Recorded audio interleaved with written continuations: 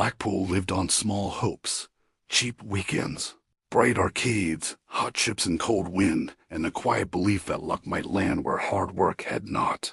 Trotter knew the town's angles the way a sailor knew tides. Daylight belonged to deliveries, odd jobs, and a little diving work when weather allowed.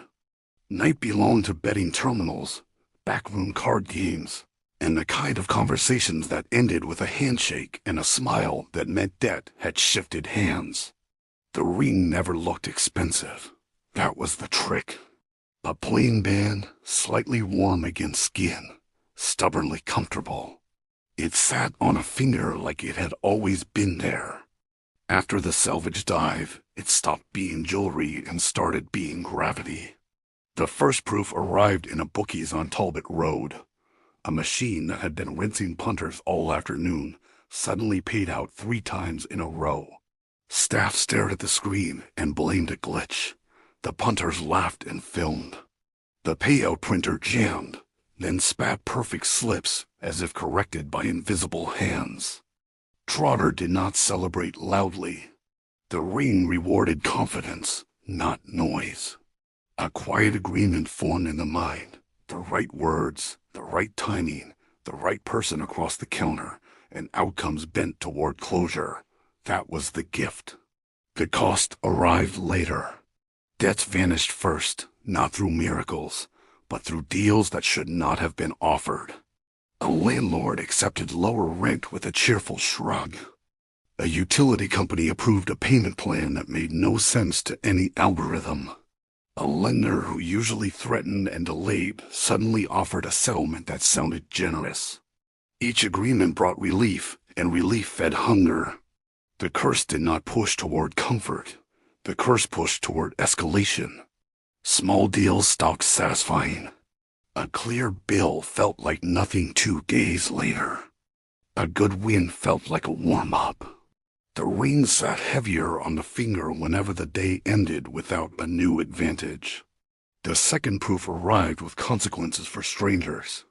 A man at an arcade on the Golden Mile lost repeatedly on coin pushers, face tightening with quiet panic. A couple arguing near the seafront at TM discovered an error and no cash. A small cafe owner found a card reader crashing all afternoon, then learned that a chargeback wave had hit the account at midnight. Luck did not appear from nowhere. Luck moved. Trotter noticed a pattern. Every time a deal closed in his favor, the town paid in little disasters. Not always the same person, not always the same shop, but always nearby, always plausible, always deniable. The ring made winning feel righteous and made the collateral feel like background noise. A bailiff letter arrived anyway, because systems never truly forgot. A missed payment from last year resurfaced through a database update. A threat returned to the kitchen table like mold. Trotter reacted with the only tool that had been working: a bigger deal. The meeting happened in a leisure chain office above a quiet cafe near the tower, chosen for glass walls and CCTV angles. 2 people waited with clean shoes and calm faces. Visitor badges read Crownwell Applied Systems. Crownwell spoke like an insurer and an employer at once. Terms, risk, mitigation, continuity. A printed pack on the table contained graphs of cash terminal errors and impossible variances across the promenade. A separate page referenced town center CCTV exports marked with continuity gaps. Crownwell did not accuse. Crownwell offered partnership. The offer sounded soft. Debt resolution, stable income, protection from police attention. In exchange, Crownwell wanted a service. Negotiated outcomes. Contracts signed fast. Disputes resolved cleanly. People agreeing to things that normally took months of resistance. It was not framed as coercion. It was framed as efficiency. Refusal formed quickly because cages often arrived in polite packaging. Crownwell responded with a smaller folder, a timeline of recent wins, a map of locations, a still frame from a bookie's camera showing a payout moment mid-stutter. The last page referenced a fraud investigation route and the phrase suspected anomalous influence. The trap closed with paperwork, the same way traps always closed in England. Trotter signed. The ring won as the pen moved, like approval from something that did not care about morality. The signature looked ordinary. The agreement did not. The next weeks turned Blackpool into a quiet factory of consent. A staff dispute in a chain restaurant ended with workers accepting worse shifts and calling it fair.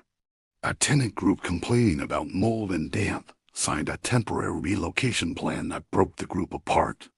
A small arcade owner agreed to sell out to a bigger brand after a single meeting, smiling as if the decision had always been sensible.